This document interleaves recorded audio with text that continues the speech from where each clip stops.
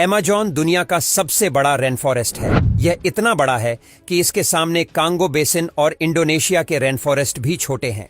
2.7 million वर्ग मील में फैला हुआ अमेज़न बेसिन लगभग 48 यूनाइटेड स्टेट्स के बराबर है और अकेले दक्षिण अमेरिकी महाद्वीप के लगभग 40% को कवर करता है। हम जानते हैं कि इसका आकार हमारी सोच से कई ज्यादा बड़ा है, लेकिन इस मेगा फॉरेस्ट के घने जंगलों में क्या क्या रहता है, इस बात से आज तक पूरी तरह पर्दा नहीं उठ पाया है। एक्सपर्ट्स मानते हैं कि अमेज़न धरती पर इकलौता ऐसा जंगल है जिसकी फ्लोर 1 को हम चाहकर भी पूरी तरह नहीं खोज सकते।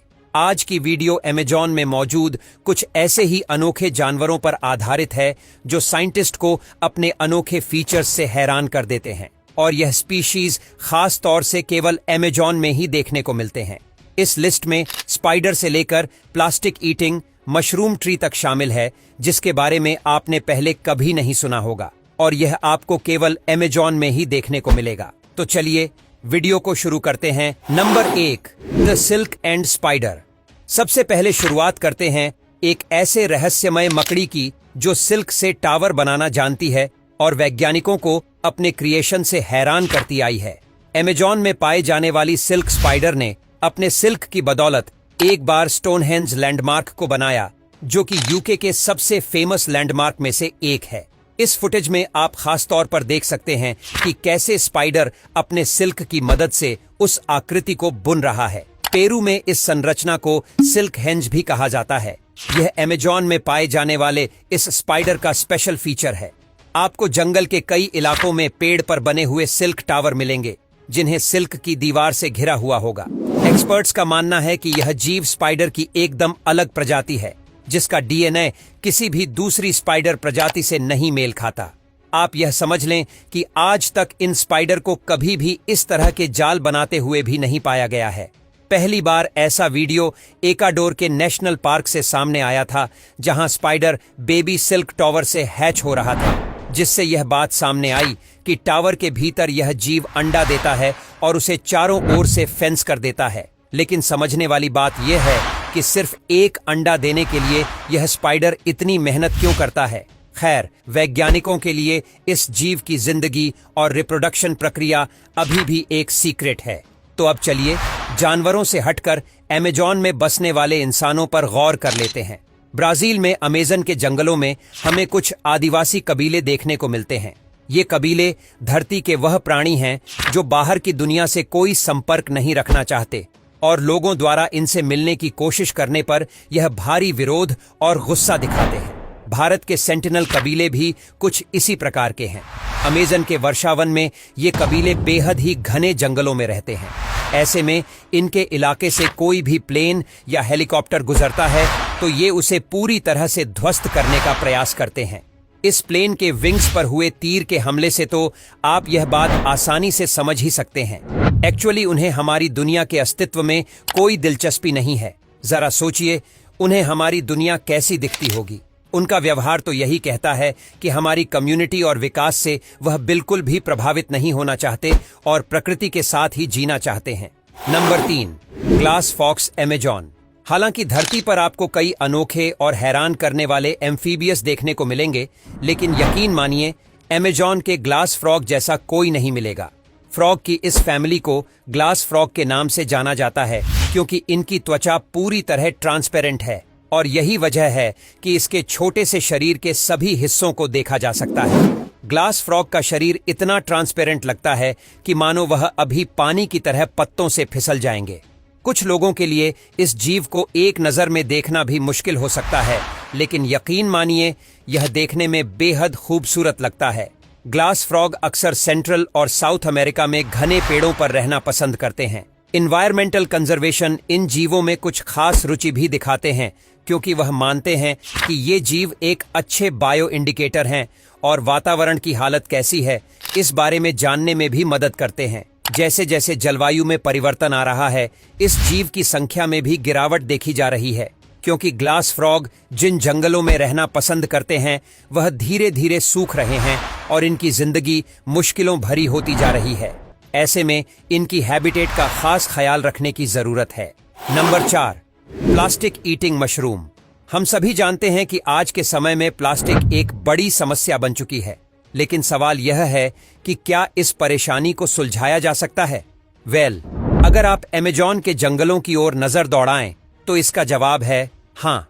येल यूनिवर्सिटी के स्टूडेंट और प्रोफेसर के ग्रुप को अमेज़न के जंगलों में एक ऐसा फंगस मिला जो कॉमन प्लास्टिक पॉलीथीन को डिग्रेड करने की क्षमता रखता है।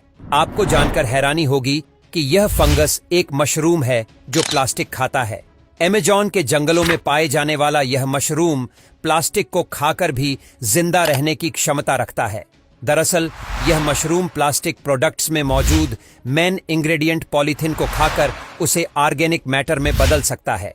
इसके अलावा यह फंगस बिना ऑक्सीजन के भी जीवित रह सकता है। यह मान लीजिए कि आने वाले भविष्य में हम इस मशरूम का इस्तेमाल अपने प्लास्टिक लैंडफिल को साफ करने के लिए कर सकते हैं, लेकिन एक फंगस के लिए इंसान द्वारा उत्पादित सभी प्लास्टिक को खाना एक बड़ा और मुश्किल टास्क होगा। लेकिन वैज्ञानिक मानते हैं कि हम किसी दूसरी तरह इस टेक्नोलॉजी का इस्तेमाल कर सकते हैं। नंबर 5, दी बॉलिंग रिवर। साइंस और मिथ दोनों बॉलिंग रिवर की कहानी अलग अलग नजरिए से देखते हैं। अमेज़न के रेन फॉरेस्ट में मौजूद यह नदी कई सालों तक वैज्ञानिकों की नजर से छिपी रही। हालांकि कई कथाएं अमेज़न में ऐसी नदी के होने का जिक्र करती थीं, लेकिन सदियों तक इसके बारे में कोई जानकारी हाथ नहीं लगी। लेकिन जब यह नदी असल में वैज्ञानिकों के सामने आई तो उन्हें एहसास हुआ कि यह दुनिया में मौजूद सबसे बड़ी थर्मल रिवर है, जिसका पानी हर समय उबलता रहता है। यह नदी सेंट्रल अमेज़न पेरू के घने जंगलों के बीच है। जैसे जैसे आप नदी के मेन स्ट्रीम तक पहुंचते हैं, पानी का तापमान धीरे धीरे बढ़ने लगता है और एक पॉइंट पर यह तापमान 132 डिग्री सेल्सियस तक पहुंच जाता है। दरअसल जियोथर्मल सरफेस की वजह से इस नदी का पानी का इतना गर्म रहना वाजिब है। नदी के पास हमें कई सारे थर्मल वाटरफॉल्स भी देखने को मिलते हैं, जिसमें सबसे खास 20 फुट लंबा वाटरफॉल है। दिखने में यह नदी जितनी खूबसूरत है, समुद्री जीवों के लिए उतनी ही जानलेवा है। एक बार इसमें गिरने पर आप उसी समय बॉयल हो सकते हैं। Number 6, Amazon pink dolphins. समंदर में मिलने वाली डॉल्फिन का रंग भले ही अलग हो, लेकिन अमेज़न की नदियों में गुलाबी रंग की डॉल्फिन्स पाई जाती है। कई लोगों को लगता है कि पिंक रंग के डॉल्फिन मिथिकल हैं और यह अस्तित्व में नहीं है, लेकिन ये जीव असली है और अमेज़न की नदियों में आपको कई पिंक डॉल्फिन देखने को मिलती है। अमेज़न रिवर डॉल्फिन केवल फ्रेश वाटर में रहना पसंद करती है और इनका रंग गुलाबी होता है। इसे लेकर वैज्ञानिकों के मन में कई सवाल हैं, जिनके जवाब आज तक नहीं खोजे गए हैं। पिंक डॉल्फिन की स्पीशीज में सबसे मशहूर है द बोटो, जिसका रंग गहरा पिंक होता है।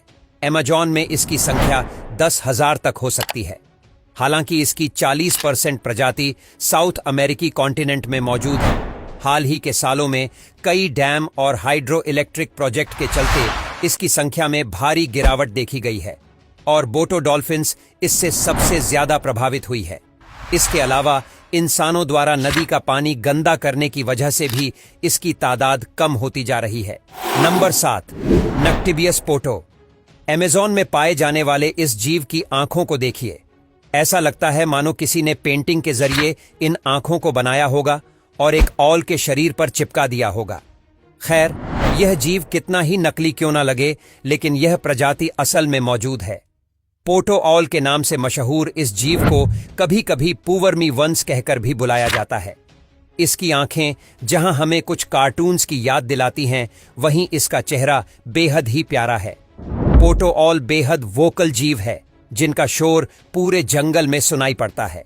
शोर इसलिए क्योंकि इनकी आवाज में चहचहाट कम और शोरगुल ज्यादा होता है, लेकिन यह इसका सबसे जरूरी फीचर नहीं है। अमेज़न में पोटो ऑल को लकड़ी के साथ कैमाफ्लो करने के लिए जाना जाता है। इस फीचर के इस्तेमाल से ये खुद को सभी जीवों से सुरक्षित करके रखता है। इस जीव का कैमाफ्लो इतना सटीक होता है कि इसे ढूंढ पाना बहुत मुश्किल होता है। पेड़ पर बैठे पोटो ऑल को देखने के बाद भी आप ये नहीं बता सकते कि ये कोई जीव है या कोई पेड़ की टहनी। इसके अलावा जितनी मजाकिया पोटो ऑल की आंखें होती हैं, वो उतनी ही दूरी से अपने शिकारियों को पहचानने के काबिल होती है। यही वजह है कि अमेजॉन का ये जीव होशियार होने के साथ साथ खतरनाक शिकारी भी है। Number 8, Hodson birds. ये सच है कि स्क्रीन पर दिखने वाली ये चिड़िया बेहद बदबूदार है। हॉड्सन बर्ड्स अमेजॉन में पाई जाने वाली सबसे अलग और अनोखी चिड़िया है, जो शारीरिक और व्यवहारिक दोनों रूप से अजीब है। असल में ये पक्षी एक लीफ ईटर है और आकार में बड़ा होने के कारण भारी मात्रा में पत्तों का सेवन करती है। ऐसे में इसका डाइजेस्टिव सिस्टम गाय की तरह खाने को फॉर्मेट करता है और छोड़े गए मल पदार्थ से इसके शरीर में बदबू पैदा करता है। ये बदबू बेहद असहनीय होती है। जाहिर सी बात है, शरीर में ज्यादा एनर्जी के लिए भारी मात्रा में भोजन को प्रोसेस करना होता है। इस पूरी प्रक्रिया को होने में 45 घंटे का समय लगता है। इस दौरान ये पक्षी जंगल में काफी एक्टिव दिखाई पड़ती है, लेकिन इसके शरीर की बदबू के चलते कोई इसका शिकार करने में रुचि नहीं दिखाता। यहां तक कि इंसान भी इस चिड़िया से दूर ही रहते हैं। तो दोस्तों, ये थी अमेजॉन के जंगल में पाए जाने वाले कुछ जानवरों की ऐसी अनोखी प्रजातियां जो हमें केवल अमेजॉन में ही देखने को मिलती हैं। इनमें से कुछ के बारे में अभी भी पूरी जानकारी इकट्ठा नहीं की गई है। तो दोस्तों, आपको इनमें से सबसे अनोखा कौन सा लगा, कमेंट करके जरूर बताएं। और अगर इस वीडियो से आपको कुछ नया जानने या सीखने को मिला तो प्लीज इस वीडियो को एक लाइक करके अपने फ्रेंड्स और फैमिली में से जरूर शेयर करिए। और यदि आप इस चैनल पर नए हैं तो प्लीज इस चैनल को सब्सक्राइब करके बेल नोटिफिकेशन आइकन को ऑन कर लीजिए, ताकि हमारे आने वाले वीडियोस आप मिस न करें। मिलते हैं फिर किसी वीडियो में नए टॉपिक के साथ। तब तक के लिए नमस्कार।